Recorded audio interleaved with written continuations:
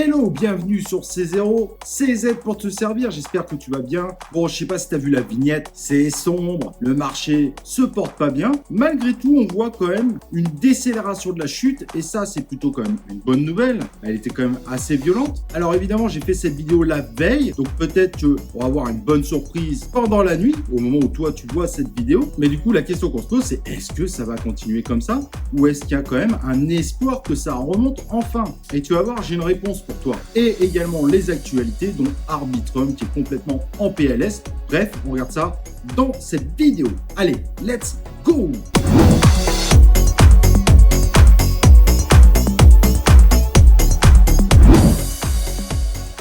Alors, comme je le dis à chaque fois, n'oublie pas de t'abonner à la chaîne YouTube, et évidemment d'activer les cloches de notification pour recevoir nos vidéos en notification et pour ne louper aucun de nos lives 100% interactifs. Et donc, on va passer aux actualités. La blockchain Arbitrum, donc seconde couche d'Ethereum, est complètement tombée. Elle était en PLS pour une douzaine d'heures à peu près. Et forcément, cette seconde couche inquiète fortement les utilisateurs parce que c'est pas un arrêt de quelques minutes. Là, on parle de 12 heures. C'est quand même gigantesque et forcément, ça inquiète pour le futur. Pour le moment, je vais pas vous citer la cause parce qu'elle est pas très claire. Il y a eu des explications, mais elle semble pas du tout convenir à la communauté. Donc, on verra comment ça avance et on espère évidemment qu'elle va pas revivre ça. Ça serait forcément assez mauvais pour son image. Et la guerre est déclarée entre Mozilla et Dogecoin. Mozilla qui a fait face à une fronde gigantesque de dire qu'ils acceptaient les dons en crypto-monnaie. Finalement, ils ont décidé de suspendre ces dons en crypto-monnaie, évidemment pour faire plaisir à leur communauté. Et en gros, ils nous sortent une excuse un peu bidon, il faut être honnête. On verra pour remettre ce type d'option quand la politique actuelle des dons en crypto-monnaie respectera beaucoup plus ses objectifs climatiques. Il laisse une porte entrouverte malgré tout en expliquant que le web décentralisé est quand même un domaine qu'il faut explorer, mais on a bien compris que la suspension des dons, c'est surtout à cause de la fronde qu'il y a eu sur Twitter. Ils se sont fait assassiner, la crypto-monnaie ayant clairement une très mauvaise image actuellement. Comme je le dis, l'année 2021, si certains ont eu l'impression que ça a été une excellente année, moi j'ai trouvé que ça a été une année désastreuse. Beaucoup de gens ont suspendu leur envie d'aller vers les crypto-monnaies et c'est pas une petite partie de la population. Et donc il va falloir peut-être quelques années pour ramener ces gens-là vers la crypto-monnaie et peut-être justement vivre une période de bière malheureusement. Il y a de plus en plus de crypto-monnaies, mais on risque d'avoir de moins en moins d'utilisateurs pendant quelques temps. C'est mathématique, ça posera forcément problème. L'un des cofondateurs de Mozilla en a rajouté une couche, car a priori, lui sur le coup n'était pas d'accord avec la décision d'accepter des dons en crypto-monnaie. Et lui, il a été clair, il a dit « Moi, je suis là pour vous dire fuck you et fuck this. Tous ceux qui étaient impliqués dans ce projet devraient avoir honte de s'associer à des escrocs de Ponzi, incinérateurs de la planète. » Bref, ça fait énormément de bruit. Lui avait montré son mécontentement d'ailleurs dès le début. Et le co-créateur du Dogecoin répond assez violemment « Merci d'avoir succombé à une foule ignorante et réactionnaire sur Internet. Attendez que les gars entendent parler du coût environnemental du dollar en papier et toute l'infrastructure bancaire. Je suis sûr qu'ils auront le même niveau d'effondrement concernant leur propre impact environnemental constant. » Bref, alors qu'on voyait Mozilla et Dogecoin devenir amis, et ben là c'est la séparation, la cassure nette. Et c'est vrai que Dogecoin n'a pas forcément faux. Mozilla, protecteur de la planète, faut peut-être pas déconner. Mais bon, chacun défend son beefsteak. En même temps, Mozilla, je suis désolé pour eux, mais aujourd'hui ils sont pas vraiment à la mode. Ils se sont clairement fait doubler par pas mal de monde. En tout cas, c'est plus que c'était. Et donc passons au vif du sujet. Le marché sombre, ça va pas bien. Vous avez vu le Bitcoin, il s'est violemment effondré. C'est pas la première fois d'ailleurs qu'on évoque ce sujet. Mais du coup, est-ce que ça va continuer comme ça ou est-ce que ça va remonter? Alors là, on voit que depuis 2-3 jours, ça commence à se stabiliser. Je rappelle que j'ai fait la vidéo la veille, donc s'il y a une catastrophe dans la nuit, j'étais évidemment pas au courant. J'aimerais bien faire Madame Irma, mais c'est pas possible. Cependant, il y a 3 indicateurs clés qui sont plutôt positifs et qui feraient penser qu'il y a une réelle possibilité de rebond.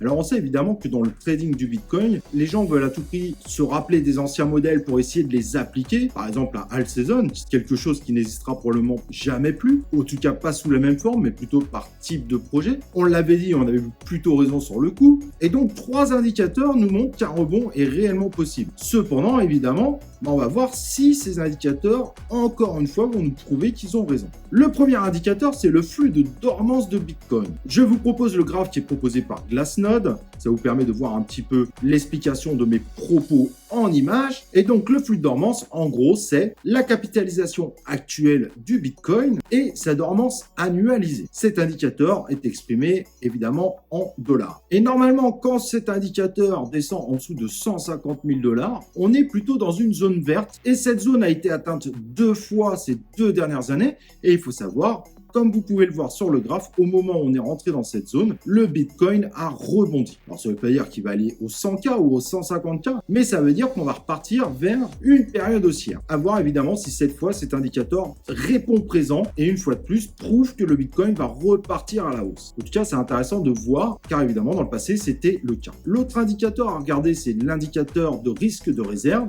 Donc en gros, l'indicateur de risque de réserve est défini comme le prix par Holdbank. Vous pouvez d'ailleurs le voir en image actuellement derrière moi, qui a pour objectif d'indiquer la confiance des holders par rapport à ce Bitcoin. Et la confiance, évidemment, se matérialise avec un hold sur le long terme. Donc, lorsque la confiance est faible et que le prix est élevé, le rapport risque est évidemment pas forcément très attirant. Comme vous pouvez le constater, on est juste au-dessus donc de la zone verte. Donc, cet indicateur commence à montrer que ça peut être intéressant de rentrer dans le Bitcoin à partir de maintenant, pas forcément en all-in bien évidemment, mais cet indicateur est pas forcément si positif que ça, parce que quand on atteint la fameuse zone rouge, comme vous pouvez le voir à plusieurs reprises dans le cours de vie du Bitcoin, on sait que la chute va continuer et ça devrait descendre encore un peu plus dans la zone verte avant de rebondir. Et en effet, si on prend en compte cette partie-là du graphique donc proposée par Glassnode encore une fois, on s'aperçoit que le Bitcoin peut partir encore sur 2 années baissier. Donc vraiment pas évident d'analyser ce graphique et pour eux, ça voudrait dire qu'on part tout simplement en bear market. En revanche, en mi-2018, 6 mois après, du coup, c'est remonté, comme si les cycles étaient de plus en plus rapides, ce qui est tout à fait possible, vu qu'évidemment, maintenant, les crypto-monnaies sont liées au marché. Et donc, comme cette zone est arrivée à peu près en novembre, on pourrait repartir sur un cycle très haussier vers avril ou mois de mai 2022. Le troisième indicateur, c'est l'UTXO, en profit de Bitcoin, qui indique le pourcentage de sortie de transactions non dépensées et dont le prix au moment de leur création était inférieur au prix actuel. Pour essayer de simplifier au maximum, c'est en gros le pourcentage des personnes qui sont en profit sur le Bitcoin actuellement. Et donc on est passé également en zone verte, comme vous pouvez le voir sur le graphe qui est affiché derrière moi, soit vers la zone des 83%, et bien qu'il n'a pas toujours suivi cette règle, malgré tout, il rebondit souvent à partir de ce moment-là, comme vous pouvez le voir sur le graphe. Les moments où il s'effondre derrière restent des moments exceptionnels. Alors évidemment, ce sont que des indicateurs. Qu'est-ce qui va se passer pour le Bitcoin? Aujourd'hui, c'est vrai que les actualités sont plutôt négatives. Cependant, il y a de plus en plus de soutiens et de gros soutiens tels que JP Morgan par exemple. Donc on pourrait se dire que ça peut être malgré tout et malgré tous les désespoirs actuels, être le moment d'un véritable rebond du Bitcoin. En tout cas, un certain nombre d'investisseurs commencent à recharger maintenant, que ce soit en Shiba Inu, en Bitcoin, etc. car ils voudraient évidemment pas louper une future période haussière et évidemment des hausses assez intéressantes. Alors il faut jamais faire de all-in. C'est pas du tout un conseil en investissement. Moi, je vous donne les indicateurs qui sont positifs, voire ceux qui sont encore négatifs, mais qui montrent malgré tout qu'il y a de plus en plus d'espoir de voir un véritable rebond. Et peut-être qu'on verra ces prochains jours. Qui sait? Voilà, en tout cas, j'espère que tu as apprécié cette vidéo. N'hésite pas à laisser un like évidemment sur la vidéo. Et nous, on se retrouve comme d'habitude pour une prochaine vidéo de C0.